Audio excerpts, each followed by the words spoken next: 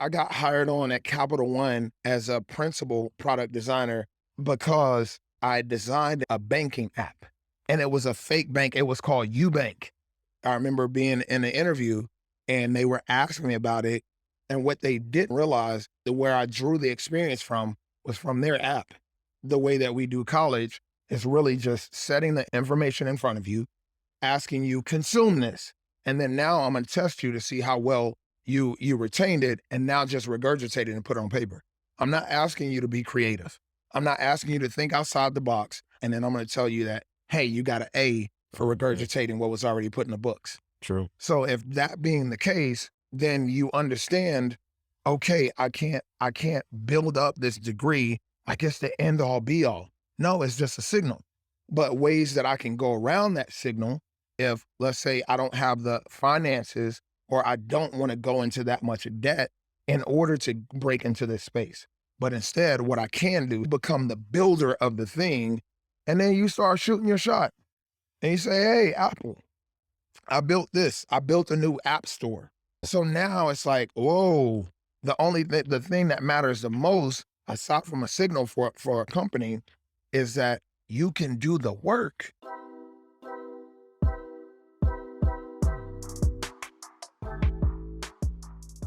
What's good, everybody? You know what it is. It's another episode of the Custom Journeys podcast.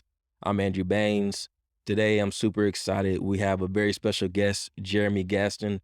He is the founder and CEO of TRAINR, a great tech startup here in Houston, or based out of the Dallas-Fort Worth area. But I've been able to meet him as he's going through the DivInc Accelerator program here in Houston, Texas.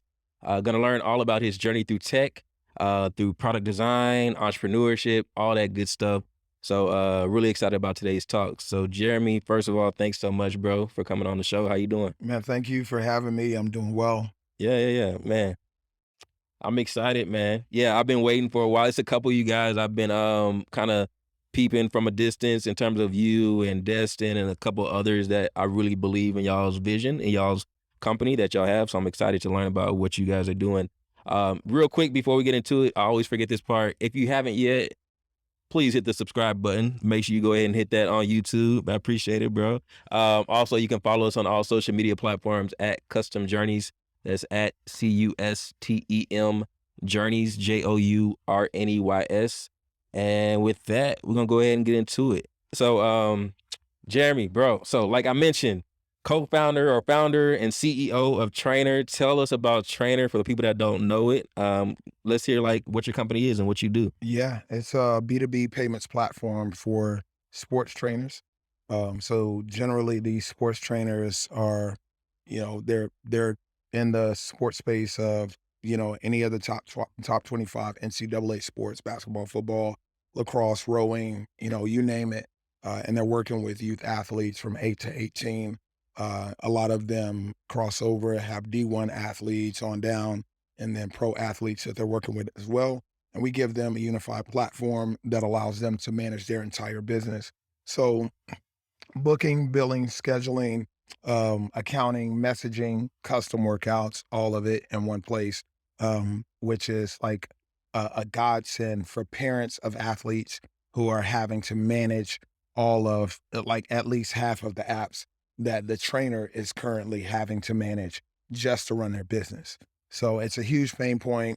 There's more than 2.2 million trainers, sports trainers specifically, in the are actually in the world, and 544,000 sports trainers in the US. So it's a really deep problem from that perspective when you look at that many trainers that are out there that are having to manage 12 to 14 apps just to get the money that they make in a single session.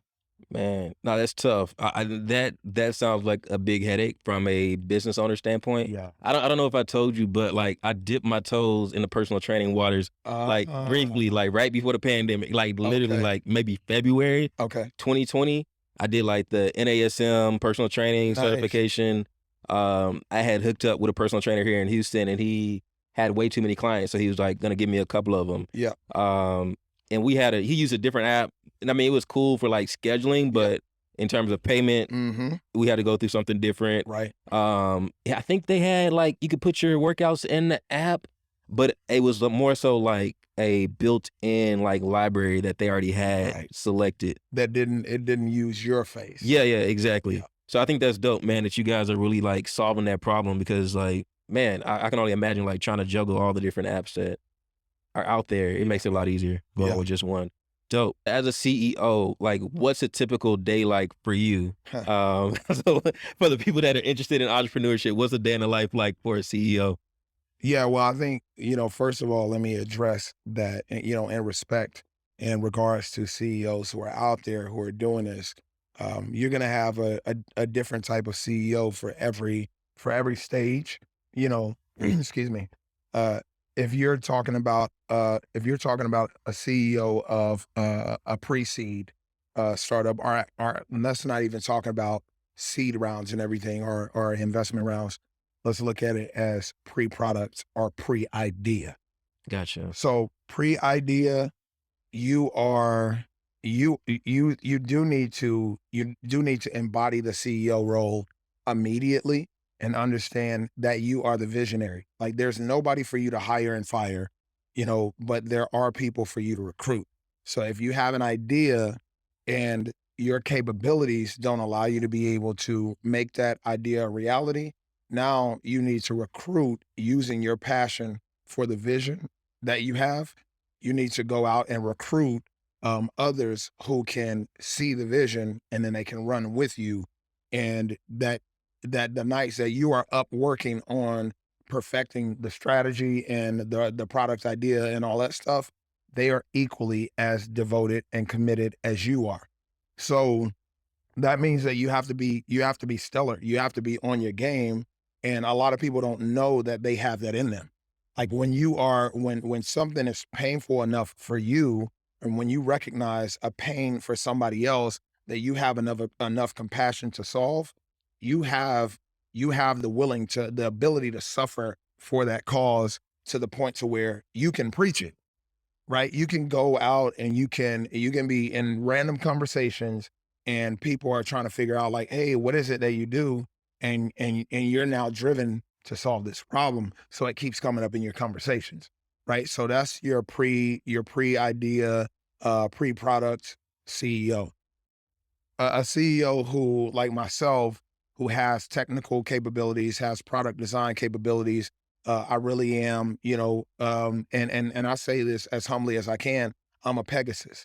When people find out that I have capabilities of, as a senior designer, senior product designer, but then equally as a mid level iOS developer and web developer, those things are like that they are not congruent most of the times, but being able to seamlessly do that, there's not really a technical product that I can't stand up, on my own, bootstrapping, just investing time and being able to get further down the road. So my typical day is like get up, get to the office. I'm usually at the office about 7 o'clock in the morning. And then I'm looking at my user stories, which tell me what features still need to be built into the application, things of that nature. And then also I'm managing my wins, my hangups and any updates, and I'm putting those on a weekly basis. I'm charting those things because at the end of the month, I'm going to send out an update to everybody who said that they want to support. They want to know what's going on. That also includes investors. So just keeping them up to date. Almost like a newsletter kind of. Yeah, a newsletter, right. Dope. So it helps me if I'm managing it on a weekly basis, then I don't have to get to the end of the month and try to remember, oh, what happened at the beginning of the month. So I already have that going down. And then at the same time, it's like you also have to put on that marketing hat. So it really just depends on when you sell the story and when you sell the passion to somebody else, what capabilities do they bring in? And then what they bring in, you don't have to do that, but you still have to do everything else. So accounting, you better know, even with them bringing in their piece, as a CEO, it is wise for you to be foundationally versed on understanding what it is that that area does so that you can give them great feedback and they don't feel like they're talking to a child trying to get them to understand what work that they have to get done. Aside from if you feel like, I feel like they're good, but are they really as good as they say they are? Well, now if you understand the foundations of marketing, foundations of sales, foundations of accounting, if you understand these things in these different areas of your business, then when you bring somebody in, you can measure them against the foundation and say, no, they know what they're talking about. Nice. You know, Awesome. No, I mean, I think that's great advice. I think I found a common theme there between some of the things you said and our previous guests and just people in conversations, especially in this building, where number one, I've met non-technical founders who either took a boot camp, a coding boot camp to learn like software's programming yep, that they're not completely interested in it at all, but they just want to be able to communicate better to their team members absolutely. and to others. And then two, I'll 100% co-sign the fact that you're a Pegasus because I encourage everybody to go download the Trainer app, even if you don't want a personal trainer, if you're not a personal trainer, but just to see like the design of the app. Like, bro, I'm not no cap. Like, you remember the first thing I told you, I was like, bro, this looks like something Nike designed. Like, Yeah, from a design standpoint, it's like it's something that people pay like hundreds of thousands of dollars absolutely. in terms of like the investment of the app and the quality that it looks like. And then I was impressed. I was like, who coded it for you? Like, showing me like the tech stack. And I'm like, oh, you did it? You're like, yes. I mean, I think it's really rare that you have like both of those skills. It's typically hard for people to kind of juggle and like kind of switch mindsets in Yeah. terms of what do people need on the UI UX side and like the behind the scenes front end, back end coding Right. it. So dope. I love that, man. So yeah, it seems like if they don't know, but I'll tell them, the day in the life for you, from my perspective, is the guy that always brings in the monitor, the PC monitor to this open co-working space where everybody else has a laptop and you stand up your monitor and you get to work. And I mean, I love it because it's like, yo, this boy is like zoned in on his work. He's not taking no games. So I love it, man. So dope. Um, good stuff. So man, I make sure to do my research as much as I can on each and every guest. I was fortunate enough to find like a bunch of YouTube videos with you in them. And so when talking about your entrepreneurial journey, I learned it might go back even as far as to like childhood with sketching pictures of Bart Simpson and the Teenage Mutant Ninja Turtles and selling those at school and everything like that. You don't have to go back that far, Yeah. but kind of give me your journey, your personal journey in a few minutes, where from whether it's athletics to where you're at now. What are some of the different roles that you've taken on? Some of the things that you incurred throughout your career and your life? Yeah. Um, I think that the start of that really, yeah, like you said, there was some stuff when I was young, and there are flashes where it's like I understood economics, the economics of things, fairly early. Learned that I had a propensity to just work, like just get things done and be a part of like what was going on. But it was always like it was never from a place of I want money, and like we Mhm. grew up in the projects, but my mom and my dad did a really good job of like, I guess, detaching us from the we ain't got money or we got an excess of money. There really wasn't a talk about the struggle.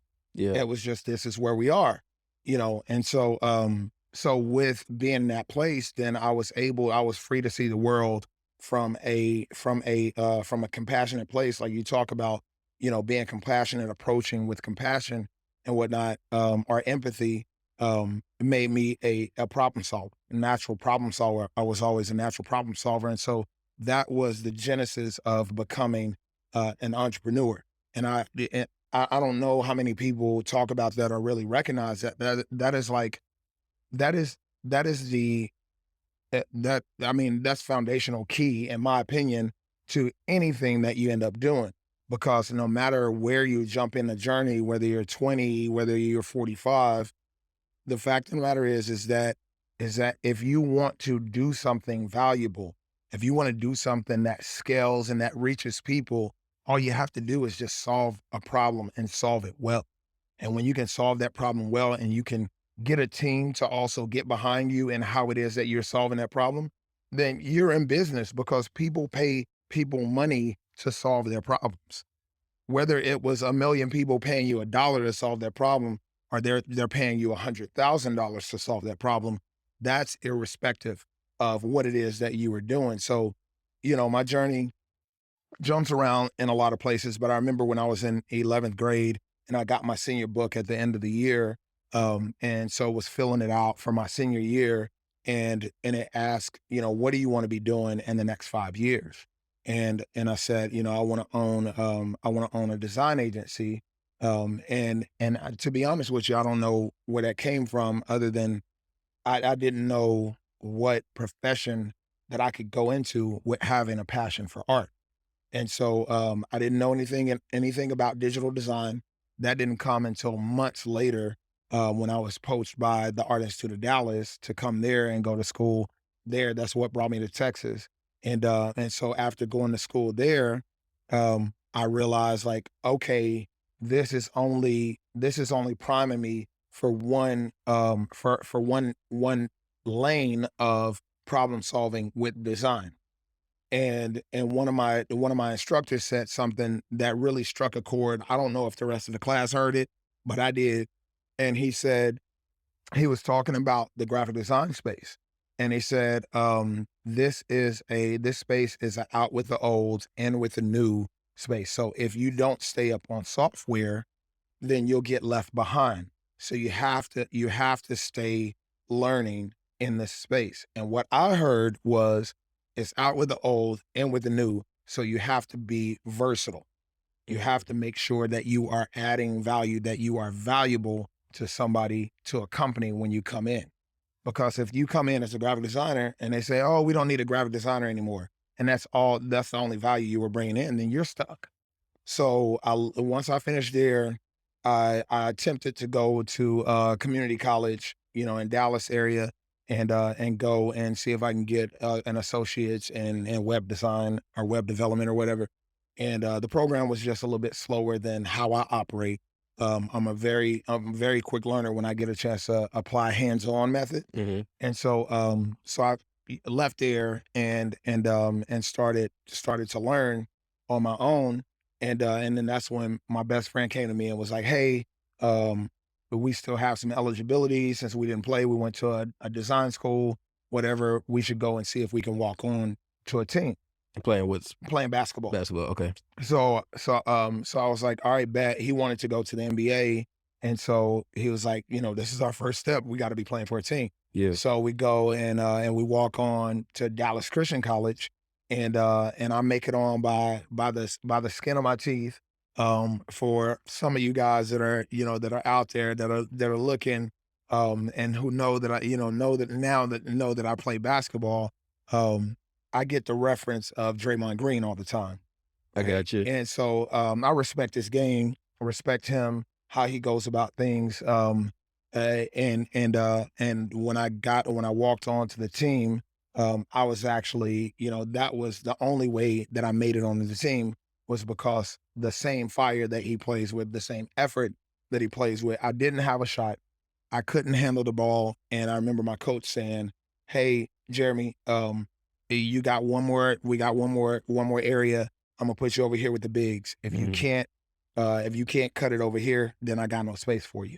And so I outworked every big man that they had and got on the team. So that, and then a couple years later, going to play semi-pro ball for Columbia Rottweilers in South Carolina, and that was short-lived, but that really gave me the fire that I had with my love for sports and looking at problems that they had that were out there in sports and how it was that we could solve that. So everything was like, it was a design problem. It was how can I change people's experience through design, and then really starting to dive into the deeper problems that both design and experience could assist with, but then these tech tools that you add to them. So it Gotcha. was just these building blocks that I never even knew that I was going to put all these things together, and it was going to put me in this seat right here, right Yeah, now, yeah, yeah. doing what I'm doing for Trainer. Dope. Man, no, that's awesome. I think you've done a great job of like building those, taking those building blocks, building a tool set, a skill set along the way, and it's like really served you along a long way. And I mean, I can really relate to the fact that like this is an evolving industry. Like you just look at like tech stacks and how much they've changed over like the last 5 to 10 years. Like it's just if you're not staying up to Yeah, date, you'll be obsolete yeah, with the tech stack that you know if you're not willing to learn and adapt along the yeah, way. yeah, Um, 100%. one quick follow up. I think a lot of people are interested in computer programming, whether it's going to college and majoring in computer science, coding boot camps, tech apprenticeship programs, whatever. For you personally, for people that do want to just teach themselves how to code, like what advice would you recommend that they like do, or what software would you recommend they learn? Anything like that?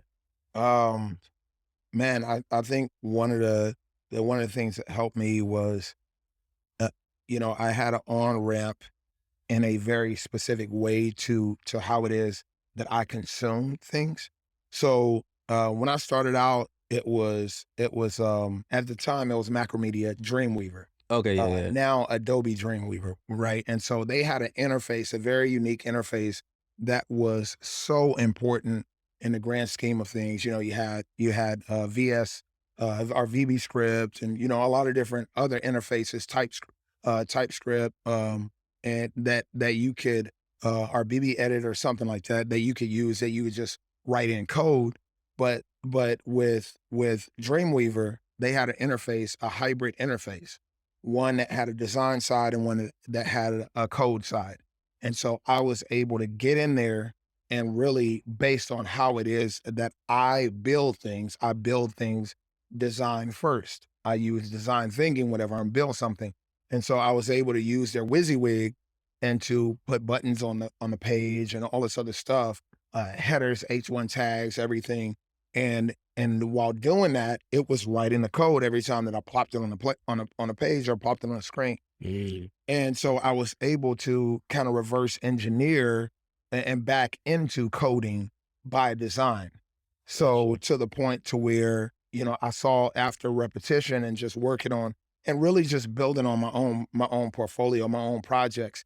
I think sometimes people feel like, well, I can't learn that because I don't have a job that needs that, or I don't have a freelance project that needs that. Like, make your own. Yeah. I got hired on at Capital One as a principal product designer, experience designer, whatever, um, because I had in my portfolio, I had built an app. I had designed an app, a banking app, and it was a fake bank. It was called UBank. That's And crazy. yeah, like if you go to creative.jrmygstn.com, you'll likely still see that in my portfolio. Awesome. And so I remember being in the interview, and they were asking me about it, and what they didn't even realize was that the experience and where I drew the experience from was from their app. So I landed a job with them, reverse engineering design and creating my own idea of the experience for a banking app. And I had no banking design experience.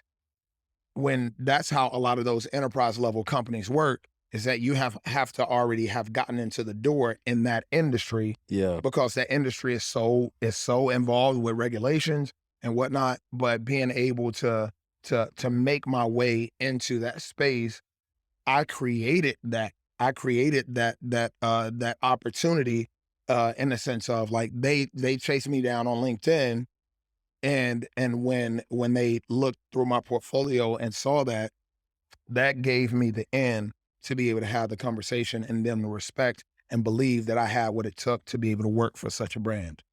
Yo, no, that's dope, man. I think that's like a cheat code for those who are watching. Like, let's say 100%. you got a dream job, Yeah. whether it's Nike, Apple, whatever. Like, look at one app or one technology that they have within Yeah. their company and see how you could reproduce it and put your own spin on it.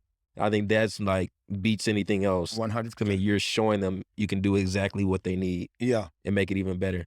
Well, So, I'll okay, say, if you don't mind me, go ahead. adding this thought, there's a great value in getting there's a great value in getting a diploma, Yeah. right?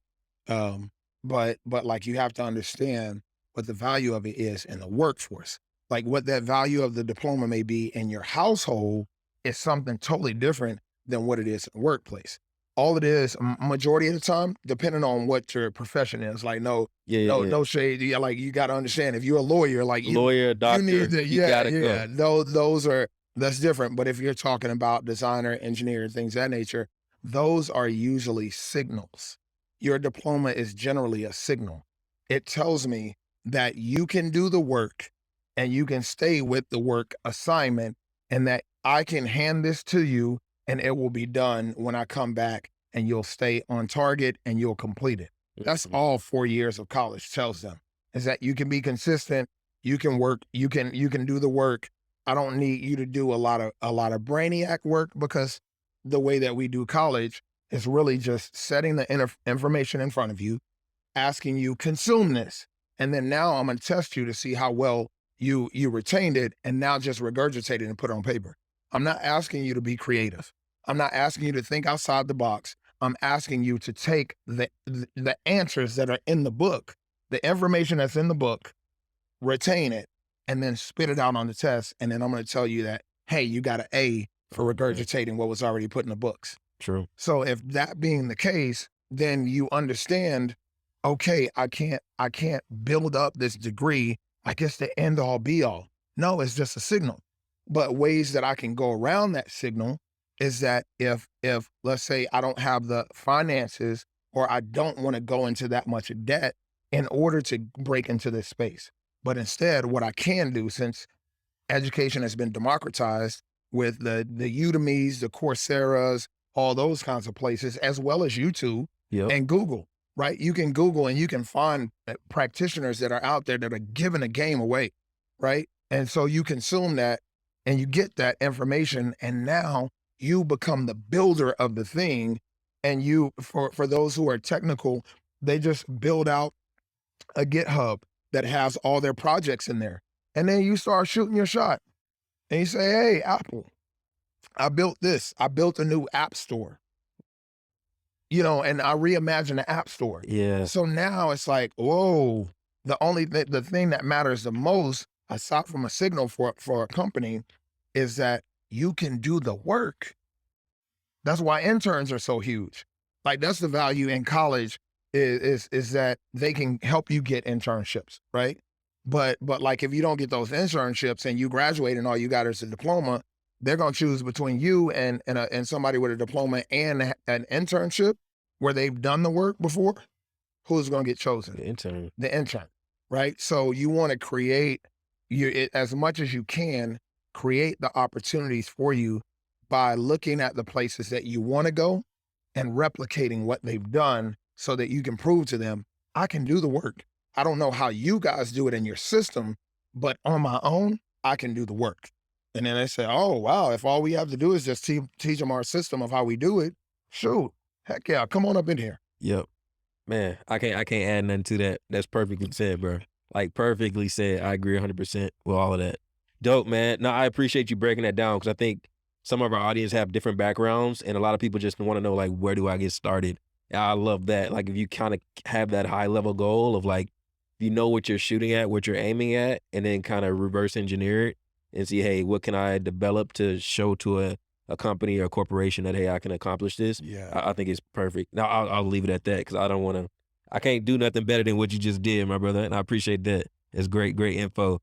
All right, so real quick, we're gonna move into our rapid fire round. All right, let's So I'm go. gonna give you like 3 or 4 questions. Some of them, most of them based on your experience. Some of them just getting your general opinion on things like that.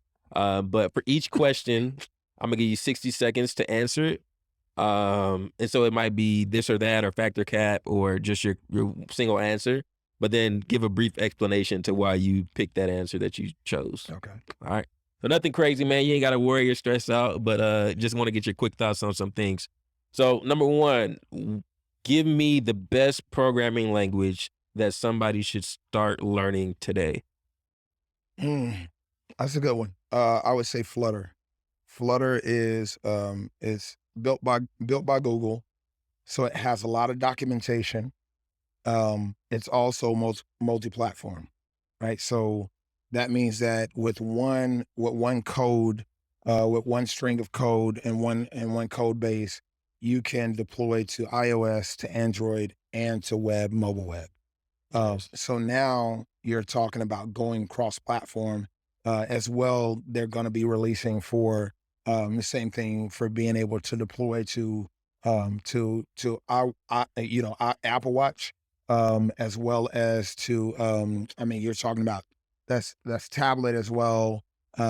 That's also going to be that's your programs that are on on your laptop, Yeah. so those that go into the Google Play Store that you can download for your laptop, or that's an app in the App Store for your for your Mac, and being able to deploy it there. So being able to have such a valuable code base that then allows you to explore different formats, that's really what's going to be important, because now you're a hybrid. So if you're the company that you want to work for is mainly they're mainly focused on laptop and tablet Hmm. experiences, you're good for that.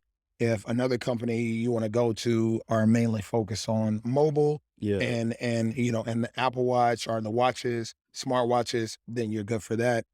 You really want to find a language that allows you to be versatile. Nice. Cool. Awesome. I love that, man. Next one. So factor cap on this one. What you know is more important than who you know. Fact or cap? What you know is more important than who you know. Yeah, that's cap. Cap. That's cap. There's So who you know is important. Gotcha. who you know is very important. We got as far as we could with products, and by saying we, I mean I got as far as I could with building a product, and then after that it was like mentors and advisors that just became concierges. That as I sat with them and said, "Hey, I need to learn this." Case in point, I need to learn sales, right? I went to one of my mentors and said, I need to learn sales to be able to sell to the NBA because a possible opportunity that we have. And he was like, oh, yeah, okay, cool. We'll sit down and have a session, and I'll see if I can get you in front of an NBA team as well. And so I'm like, oh, dang. So we sit down and have a session, and he gets me in front of 5 NBA teams as well as an NBA exec. So what I knew, Product don't get you in those rooms. you see what I'm talking about? So you got to understand that as much as you can build, do that all you want to, but you got to build the network. Gotcha. Awesome. Okay. Next one. Accelerator programs are worth the investment. Factor cap. And let me give you a caveat or an asterisk on this one. By investment, there is like accelerator programs that don't take any equity, and there's accelerator programs that do take Right, equity. right, right. So you can kind of keep both of those. Keep by investment, keep in mind of time, Yeah. because like for your DivInc, you're in here for 12 weeks. Right. Or if it's a program that takes equity, the equity that they're taking. Yeah. So accelerator programs are worth the investment. Factor cap. Fact. The caveat or the instructions around that is do your research. I would not encourage any founder, with their very young company to give away to give away equity at the valuation that a lot of these accelerators are giving. So if you can find an accelerator that is a grant program, then that's even better, because they are on the hook now to really educate you and get you to that growth point, right? Because the value of their program, the success of their program is now pitted up against your growth capability, what you do outside of their program. Well, if they can't piggyback off of your surprise success anymore by not taking equity, now they are beholden to and are responsible for getting you connected to networks, getting you connected to investors and all those things, because it circles back to them. So I'll plug DivInc here. I have, since starting this accelerator, spoken with a number of founders, and they are shook when they find out the information that we're privy to just by being in this accelerator, the network that we've gained, how much time in front of investors that we have gotten learning about term sheets, about valuations, about warrants, and preferred stock and all this other stuff. And it's just like it's unheard of. So Mhm. so please do your research on the ones that you choose, but 100% the acceleration, that is the best way to go. Gotcha.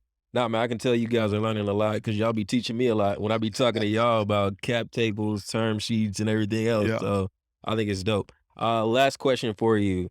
Factor cap, a college education should be free. A college degree should be free. Mm, mm. I would say fact. At this point, I would say fact. Okay. Um, that and that's a and that is a tough one because I think oftentimes when you when you when you don't require some skin in the game, Yeah. education can be overlooked like it's not valuable. So it's difficult. I think there's a framework that could be put around it, maybe a progressive pay scale or something like that, or a digressive pay scale that comes in with the effort, focus, intentionality that you put in by being in the education system with knowing that it doesn't hold the same weight that they try to sell to us, and the fact that education has been democratized. I mean, there's literally here's a plug, another plug. There's literally, and I have to go back out there and check and make sure. Yeah. But when I was learning on Udemy, when I was learning mobile development and doing their course, this one instructor dude is dope, Aaron Caines. There was also a course that was available on YouTube for free by Harvard. Harvard had a course. They had an iOS mobile development course that you could take for Free Harvard education. free Harvard education, and being able to put that on your resume and be honest. Like I honestly learned from a Harvard professional, Harvard professor, and I'm not sure if it came with a certificate or whatever the case may be, but Yeah. you got a Harvard education on mobile development. And I forewent it because I didn't really want to hoist up, my successes and things of that nature on Harvard Business. But just to make you aware that those things are out there. And so I think there's a better way that we can do it instead of starting folks out with debt when they're going to come into an entry level position that's not going to help them bust a dent in that. Yeah, man. I'm with you there. I agree 100%. Cool, man. Nah, you done amazing. That's the end of the rapid fire. I got a lot of good insight about your. I mean, not too hot, but I'm gonna get your quick thoughts on some stuff right there. One of the reasons why, as we move into our next segment, one of the reasons why I was really excited about talking to you is that I've only interviewed one other UI UX designer, but even when I look at your career, you have extensive history and resume in terms of being a successful product designer. Mm. And I had a chance to sit down with you last week, and you kind of broke down what is UX and like those three that Venn diagram, those three different components of it. Yeah, And so I really think that people that are interested, curious about product design, yeah, could learn a lot from you. So number one, kind of start off, and we don't have to do. We spent like an hour and a half talking last time. right. My wife was mad at me about that one, but give us like a overview of what is product design and those three different components of it that goes into like UX design. Yeah. So in product design is is an umbrella term. Under product design, there is the user experience, or I'm sorry, the user interface designer that we call UI designer. There is the user experience designer, and then there's the user experience researcher. And they all work together in order to be able to produce a really solid product. The user experience researcher is the one who is going to be doing a lot of testing with testing of the hypothesis, the design hypothesis, or the hypothesis of the experience that the user experience designer creates. They're the ones who are going to go on like a usability hub or usability.com, and they're gonna get a cohort of people who identify as your ideal customer set, and that you're able to get them to go through a test design of the product and to be able to validate like, hey, we were able to get them to the magic. We asked them to just simply do this thing, and they were able to do it with very minimal friction. So we do have a solid design, a solid layout and experience. Your user interface designer, that's the one who makes all the bells and whistles, makes everything look beautiful. But your user experience designer, that is the one who is really managing the crossroad between art and science. And this is what I mean by that is that there is, as you were talking about and you alluded to with that Venn diagram, there are these three groups, and one is the very first one that holds prominence when they come into the conversation is what does the business need? So with the business, they are either trying to get money from the customer or they're trying to extrapolate data from the customer, in which they can turn into money generation, or they're trying to get both money and they're trying to get data at the same time. So with understanding what the business needs, then you can go and you can start looking at, okay, what's the best ways for us to solve this problem? So you don't just go in and say, hey, we need to build, because your stakeholders, the company owners, the people who are higher up who want the work done, they will generally come to you and say, hey, we need a design for a new website. Hey, we I think we need a mobile app. Hey, I think we need an app on the watch. I mean, yeah, app on a smartwatch or whatever. Mhm. And they'll come to you and they'll prescribe to you how it is that their business need needs to be solved. And that's when it's very important for you as a user experience designer to be able to say, I hear what you're saying, but can you tell me more about your problem and what you're trying to solve? Well, we need to generate more revenue. Oh, okay. Well, we also need to be able to collect data that we can then de-identify, and then we can turn around and sell by creating a more personalized experience for them. Oh, okay. All right. Now that I hear those things, now I can go to the customer and I can say, in the grand scheme of like their journey to getting to this solution, what are they experiencing already?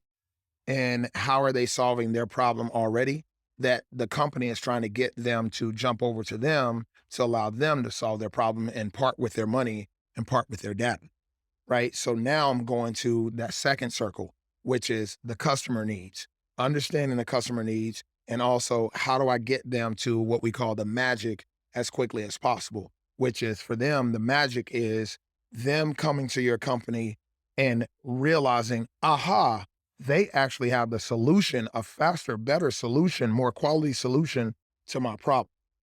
So that's the second one. And then the third one is as equally as important, which is um, I need to understand what our technical limitations are. So if let's say the idea that we have is going to be for an experience that is on a mobile in a mobile experience, but yet your dev team for the company, they currently don't have a staff, the team of developers who build for tablet, whatever the case may be, just, giving us a scenario. Now you have to figure out how do we then design for a different experience and get the same outcome. So we still get them to the wow as quickly as possible. We also solve the business needs and get them to come up out of their money and their data. So you Gotcha. have those three, and right in the middle where they intersect, that's where you have to live every time that you bring that to your team to be able to say, okay, this is what we gathered from them, and this is what we have to start building out. So now you are designing out and what you believe in an ideal experience is that will get the company more money and more data if that's what the need is, get the customer to experience an aha moment and a wow moment very quickly, and at the same time works within the wheelhouse and the capabilities of what your tech team is doing. And like I said in that conversation, there is a little bit of an addition there. I would say with the tech teams that you would also look at the fact that that they need to you need to understand what the cost is of that tech team that you're going to be requiring. Are you going to be requiring a lot of APIs to be called and things of that nature? Because Yeah. that costs. Is there any third party softwares that have to be connected and plugged in that they currently don't have licenses for to use? These are things that that UX designer has to think about. So my encouragement is always to startup founders is always you need to learn and you need to understand and think like a user experience designer. You need to think about that intersection of all those things before you start building your product so that you can build one that is long lasting, that you don't run into a lot of issues for the business or for the customer or for the tech teams that will build it out for you. And you can come in with a very clear mind and y'all can just hit the ground running. Yeah. No, that seems like super critical for the business. Like Yeah. without those three different components, like it seems like any business would fail or not be long lasting. Yeah. Because even if you have something that meets the customer's needs and the business needs, but you're not factoring in your technical limitations, like how are you going to be able to expand from one platform to another? So I think that advice that you're giving the founders is really critical. Um, it is before talking to you, that was actually the first time somebody broke it down to me that simple, and I'm surprised that it's not, like, more common knowledge, so I'm glad that you were sharing that with us. One question, though, Yeah. what kinda skill set for somebody that's interested about either, UX or user experience research, what kinda skill set do they need to have in terms of, like, maybe technical skills they need to know or soft skills? What do they need to know before making that pivot into these fields? Hmm. For a user experience designer, really you have to understand psychology.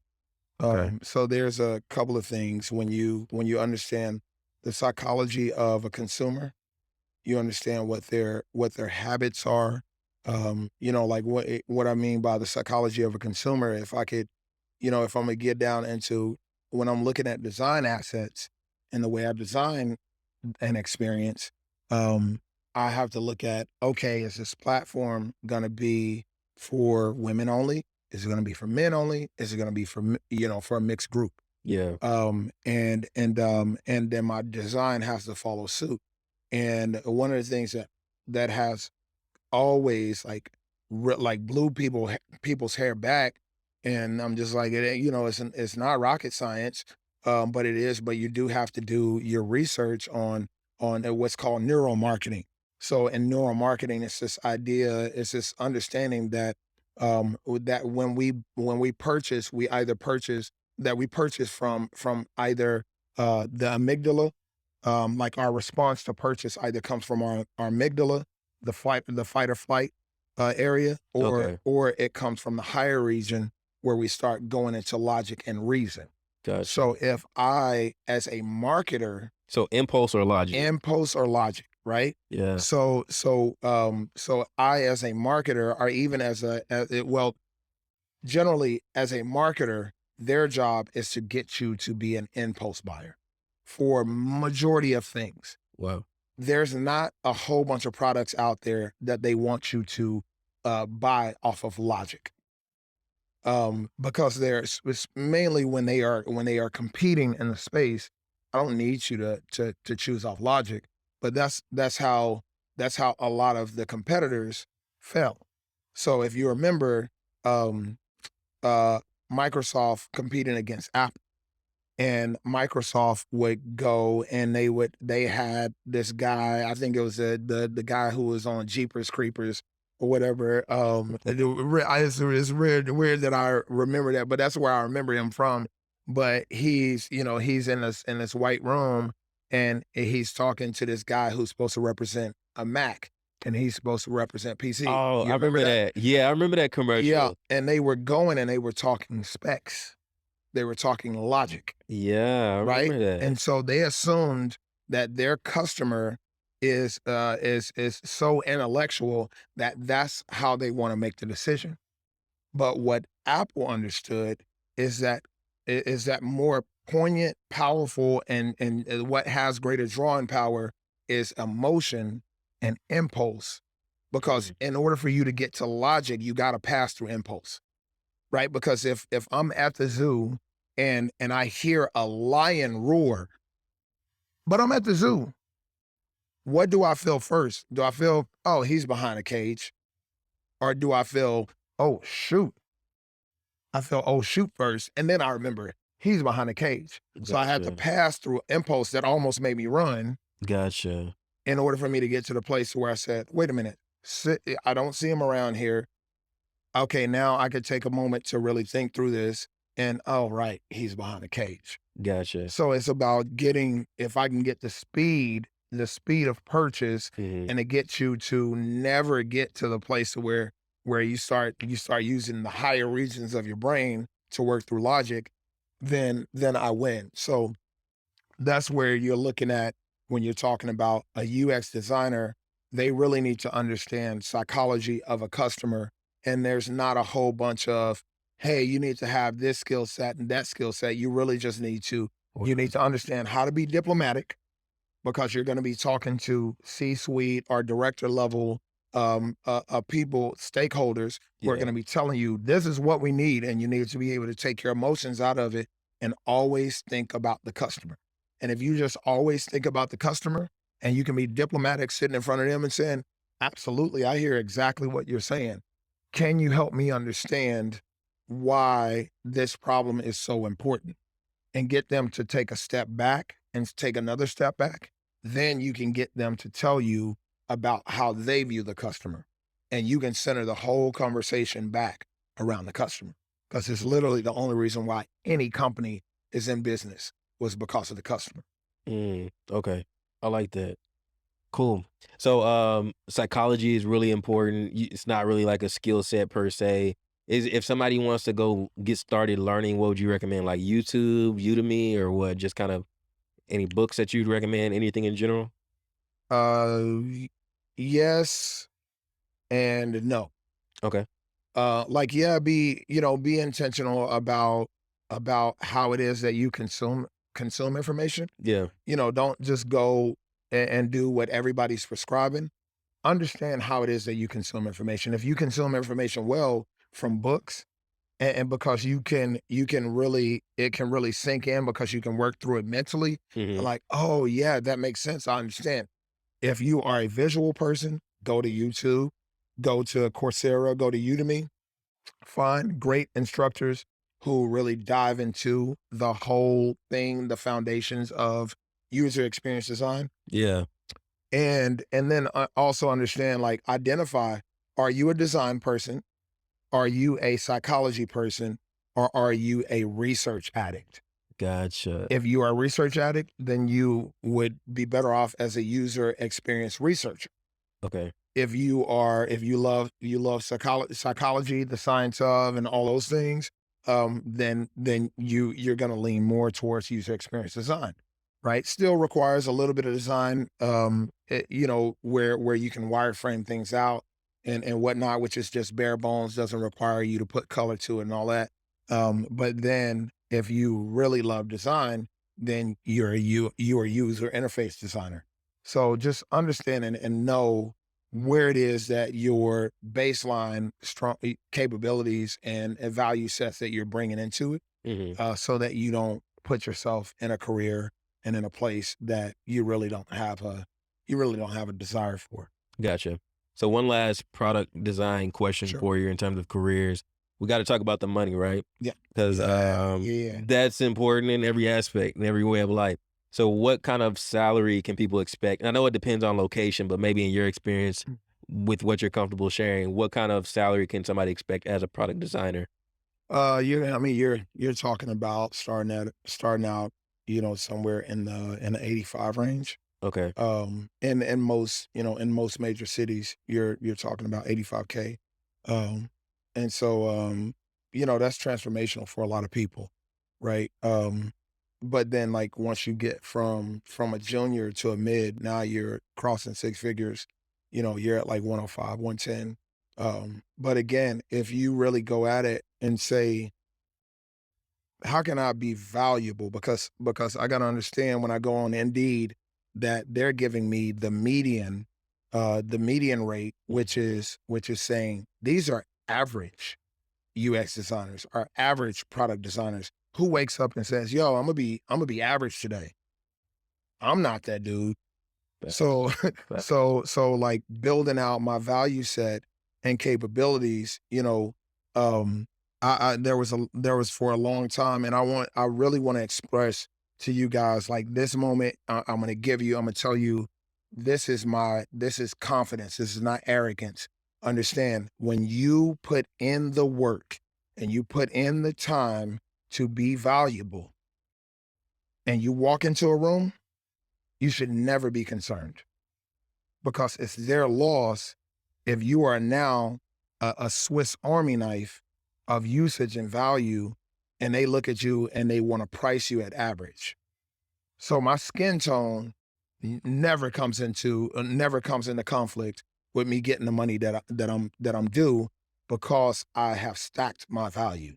Gotcha. So when I get into a room and we start the conversation and they're talking about like, yeah, so for the position we're paying, I'm like, okay, that's awesome. Um, well, let me also mention to you that since I am a developer and I know that the other designers on the team, they don't have that capability. I know I bring that. Also, I've deployed mobile apps, enterprise level apps, from taking them from design all the way to deployment into the app store. So I'm very aware of that. So that means that I can be a great liaison between the tech and product teams. I can speak to user stories, all these other things. So I really can be a huge value asset. And then to put, on top of that, I love teaching. So being able to bring in the juniors and the mids and being able to teach them and fill in the gaps where they are. So I know that I'm a huge asset. So that's really the reason why, with hearing that this is the average of what you guys are paying, or hearing that this is what your range is for this position, that's the reason why I'm seeking that top end. Gotcha. So your value really controls the tempo of the conversation.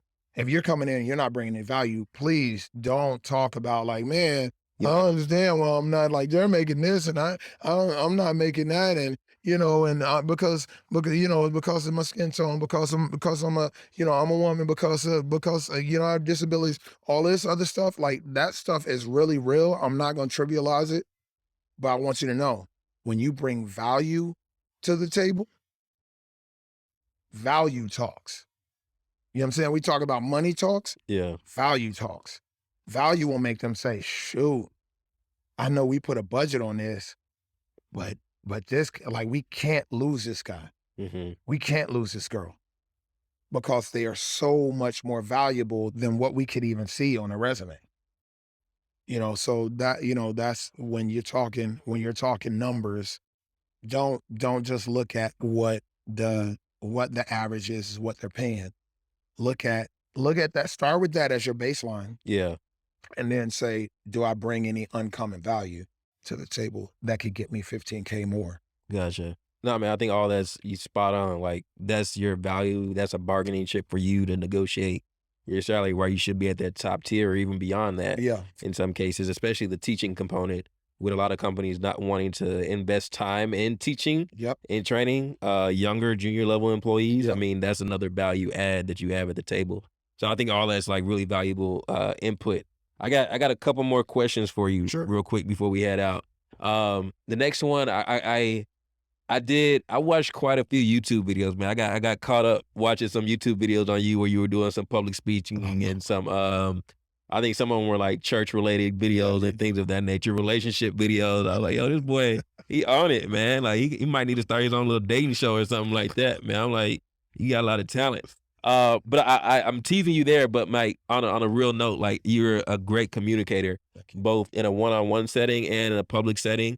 And then even like from an interview setting on the videos that I've seen you do, can you kind of talk? Because we talk about technical skills, hard skills Yeah. all the time, but I think the soft skills are really important. And I was watching a video where the CEO of Y Combinator talked about the skill sets that the top 10 tech startup founders have. Yeah. And he talked about the ability to execute. He talked about internal inspiration. And then he said communication. Yeah. And he said communication is something that he always used to put on the back burner. Yeah. But you have to communicate to others, like you said earlier, when recruiting a team as a CEO. Yeah. You have to communicate to investors. You have to communicate and preach to an audience about why your product is going to change things. Right. So from your perspective, like, how has your experience as a public speaker and everything else really helped you professionally? And what should others be doing to improve their communication skills? Man, it's an unfair advantage, bro. Cheat code. Dude, it's a super cheat code. You know, I love, and I use this word specifically. I love every single one of the founders in the cohort that I'm with. Um, Demo day is coming up, and they are all putting in major effort to be able to blow investors and bystanders out of the water, just blow them back with what they're bringing to market. And the benefit that I have over them is that I've been doing public speaking since I was 12.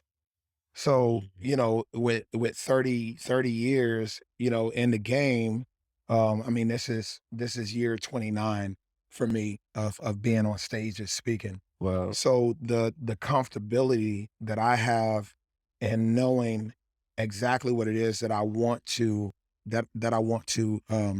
get across to you, it's like it's unparalleled in that regard. Execution, we're all at the same level, right?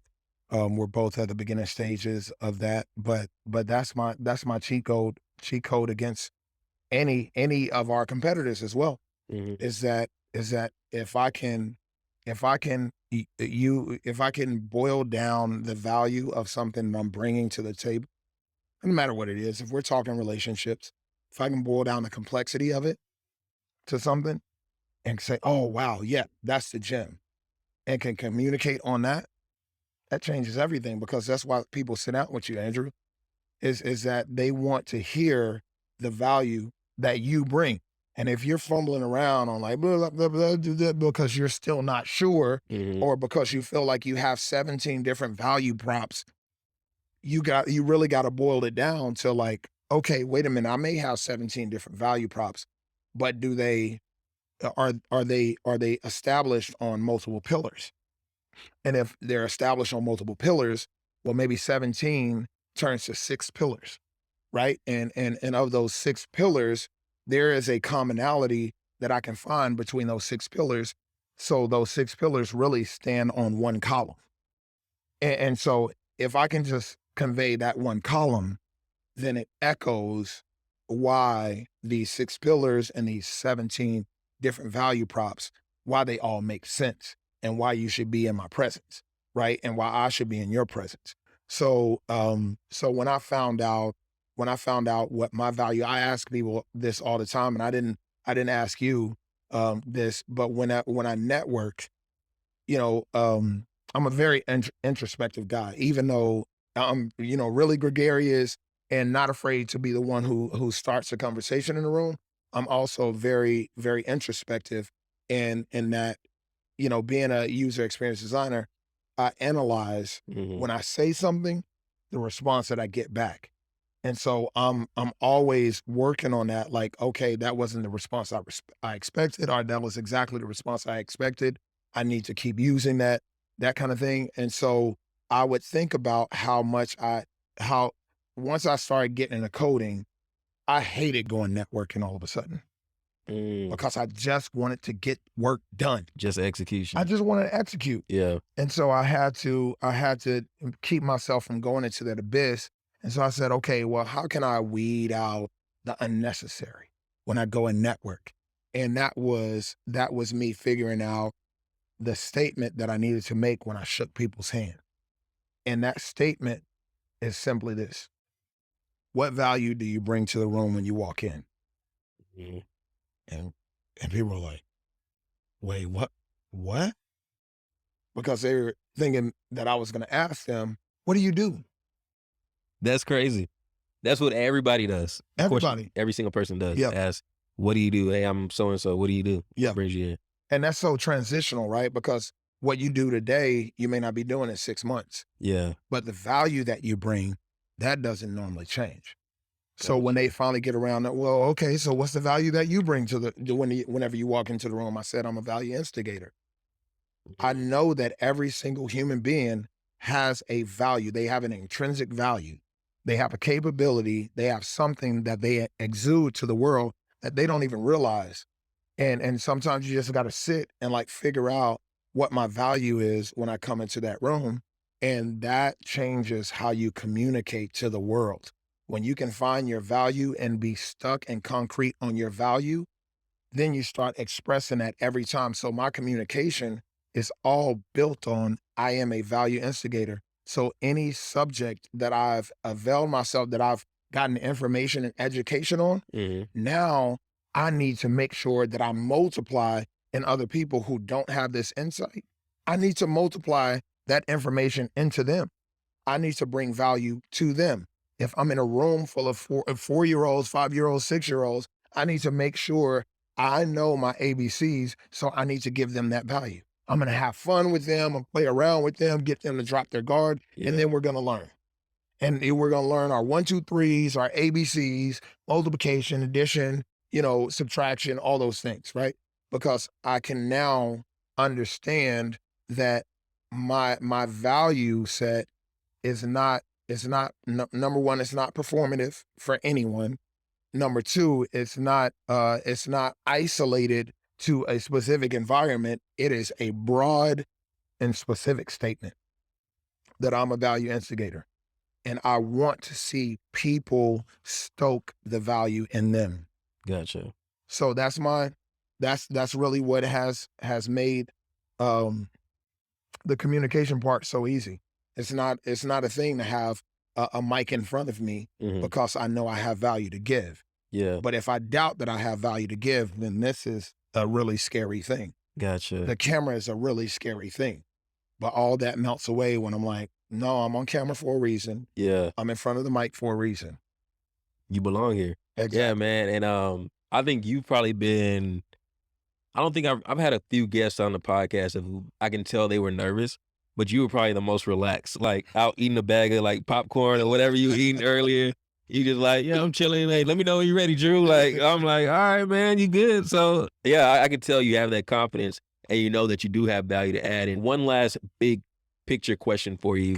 One of the things that you've been able to do is become a full-time entrepreneur, which a lot of people are interested in getting into entrepreneurship. They may be moonlighting one job or working a full-time job and then moonlighting their side hustle. You have a wife, beautiful wife, and 3 kids Yeah. at home, and you still been able to be a full-time entrepreneur and still be a provider for your family. Yeah. Um, for the people that are watching and wanting to know, like, what do we need to do and when can we quit our job? So like what steps do we need to be taking Yeah. in our entrepreneurship journey and what kind of metrics or benchmarks do we need to hit Yeah. in terms of finances or um, traction or whatever the case may be where we Yeah. can make that leap into full-time entrepreneurship? Um, that's a really good question, man. I think that, when you're blessed with the ability to work for a company that maybe the load is low enough, or that you are just able to manage both of them in a single day. I think it's always going to go back to your relationships. So if you're married, you have to get agreement from your spouse to be able to say, I'm going after this thing.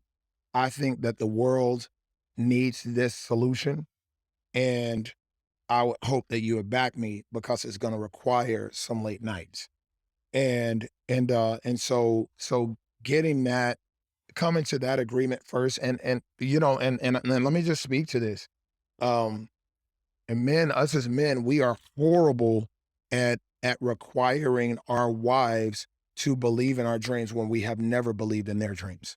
Mm, So if she comes back at you with fire, don't be like, yo, Jeremy, in the comments on this interview, yeah, I told my wife that and she was like, blah, blah, blah. Then you gotta understand, like we talked about, Yeah. You are a thermostat. She's a thermometer.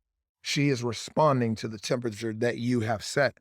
So if you haven't put in a time to be able to let her know that she can dream out loud, Yeah. then when you start dreaming out loud, don't be surprised if she give you the side eye. That same energy. That Keep that same same keep that energy. same energy. So that's first and foremost, right? You have to work as a team and to be able to say, okay, this is what I want to accomplish. How do we think we can best do this? Because your spouse may surprise you and be like, well, hey, go ahead and make the leap early. Mm. Or they may say, okay, I'm with you. I think you got a great setup with the company that you're working for. So I'll give you time at night. I'll take care of the kids. Like if they wake up in the middle of the night, like if you got younger kids and everything, like I'll take care of the kids in the middle of the night when you're working, when you need to put in work, make sure you get sleep, able to get up early and get going and all that other stuff. My wife did that for me for like 2 years straight, Mm. bro, where she was just like committed to supporting me. And it wasn't, and, when I say committed to supporting me, I don't mean that like it came easy. I mean like she had to push through, and it is a. I'm trying not to rabbit trail, but I do have to frame this. Yeah, yeah, yeah. When we talk about following our dreams and following our passions, what we have to understand, what you are really saying when you say follow your passions. Passions is not this cute, fluffy, rosy thing that smells like cotton candy and just tastes beautifully. Yeah. What passion is the ability and willingness to suffer to see a thing be. So Mm. when you married your wife, you did that, or when you put the ring on her finger, and even before that, when you got into a relationship with her and you were thinking about making that step, Yeah. when you got ready to put the ring on her finger, you were saying, I'm willing to suffer to see this thing be, Yeah. right? The for better or worse For part. better or worse. Before y'all ever got to the ceremony, you put the ring on to announce, this is where my passion is. Yeah. And that's exactly what you're doing in the startup world, is that you're saying, hey, this problem deserves a solve, and I am willing to suffer to see this thing be. So if Mm. you can recognize that and take all the fluffy, cute things off of it and Yeah. everything, and understand that this is going to be work, this is going to be effort, this is going to require major agreement, because there's going to be times where you're going to have an investor who says, oh, yeah, no, we're totally up on you. And then the money doesn't come. And you're like, man, what the deal? And you just fell Cash down the flow. wrong priority on them. Like, are you passionate about it? Or did you just have this idea that you were going to jump out here and do this and Mhm. money was just going to pour in, right? So get it right with your spouse. If you have a spouse, if you have a partner, whoever's time you're going to be taking away from them to put on this, you need to be in agreement with them. So that's first and foremost. And then the rule of thumb really is that if you're going to take the leap and you're going to leave the company that you work for, then make sure that work to try to have at least 3 to 6 months in the bank of living expenses. That's net living expenses, right? So Mm. rent, all those other things, making sure that you have all those things you're going to be capable of to give yourself afloat. And then that's 2A. 2B is understand understand your revenue model for your business, for your product. If you understand the revenue formula that is in place and how it is that you can make money, then you should also be able to put together a revenue model that you can work through and see when is it that you're going to get to generating revenue with your solution or your product. So then you can measure against that and you say, okay, I got savings that I am invariably going to have to use if I jump out too soon. And I've got credit cards or whatever. Maybe I don't. Don't get credit cards if you don't have to. If you know how to use them, absolutely get credit cards. But a lot of people don't know how to use them, don't know how to maximize them, and things of that nature. So have your own foundation set to jump, right? And then make sure that you understand when you jump, how long you will be from your own idea being able to support you. Gotcha. So I think that's really just that sums everything up. Is one, being in agreement with your partner, your spouse, or even your kids. If you're single and you got kids, but you're going to be taking time away from them, putting in work, you need to have agreement, right? Secondly, to having a financial foundation to be able to do that. Not every one of us are blessed with a high enough paying career where it is that we have that extra to do. But if you have it to do, then do it. Make sure that you have that money in there before you take the leap. And then to be is making sure that your revenue model, that you're aware of when it is that you're going to start generating revenue to be able to support you and the business going forward. And then you know make the leap when it feels right. I think a lot of us know it by how scared we are. Very true. And man, I gotta ask you a quick follow up and keep it as brief as you can, Okay. but I can't let you get out this seat without following up on this because I think it's really important for aspiring and current entrepreneurs to know this. When you talk about knowing your revenue model, Yeah. and we talked offline about like trainer and you figuring out who's my customer Yeah. that's gonna pay me. What's give the audience some advice in terms of figuring out who's your customer that's gonna be paying you in your revenue model? Yeah. How do I determine if that's the end customer that's using my app Yeah. or a business on the back end that's getting a benefit from using my app? What advice do you have for people? Yeah, so it's gonna be a little tricky, but there's a rule of thumb. If you think about like when you go to the doctor, they have up on their board, they have these faces that go from smiling all the way to a major frown, right? It's 0 to 10, and they ask you what's your pain level. And what you are doing is when you are coming into running this business, hoisting up your product or your service, you already have identified, you should have already identified who has the problem and who has the pain. What you need to understand and where you need to build your revenue model around is who has the greatest pain, or in some cases, who has the greatest responsibility, right? So in our model, the trainer has the greatest, has a pain, but the parent has the greatest pain because the trainer is having to manage 12 to 14 apps in order to be able to manage a single session. Whereas the parent on their side, they're having to manage about half the amount of those apps that the trainer is, just for them to communicate with them, be able to book, and to be able to pay. Right. So they got it pared down just a little bit. But here's what's frustrating for that parent is that I've got to download these new apps that I probably didn't even have on here on my phone just to be able to communicate, stay connected, and pay you. And also, I'm coming up out of my money to you. So I'm being inconvenienced and I'm paying you to be inconvenienced. So their pain is that much more greater and magnified. So for us, it was really simple. Let's take our eyes off the trainer. Though we're selling to the Mm, trainer gets us access to the parent because the parent has to use the app in order to communicate now with the trainer. And now we just say, hey, because we have alleviated this headache and this pain, now we're just going to ask you for a convenience fee. So just pay this 6% because of the headache that we solved for you. yeah. And if they have the highest pain level, what do you think they're going to say? Okay. Oh, absolutely. Oh my gosh. Thank you. Oh, Yeah. wow. I got you. No, I mean, I think that's great. I'm glad you said that because I think meeting entrepreneurs and talking to people, like a lot of times they may have a certain business model in their head, Yeah.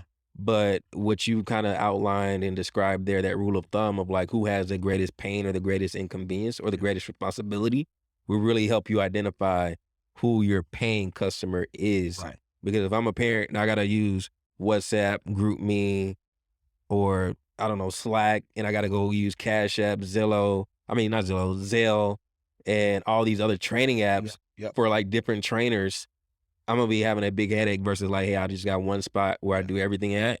Okay, it's kind of like DoorDash or any other food delivery service. I'll pay the extra fee just to like exactly.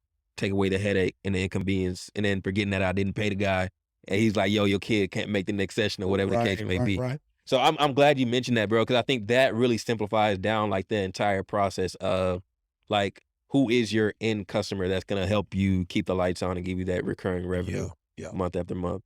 Dope.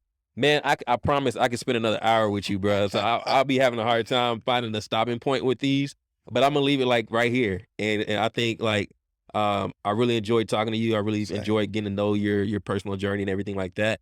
We always end the show by giving the guest the honor of doing any shout outs, but then not only the shout outs, but plugging your company. I would love for people to know like how they can find Trainer, how they can download it.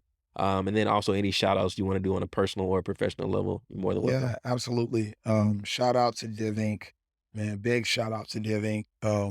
They brought me from the like the amount of information that I had.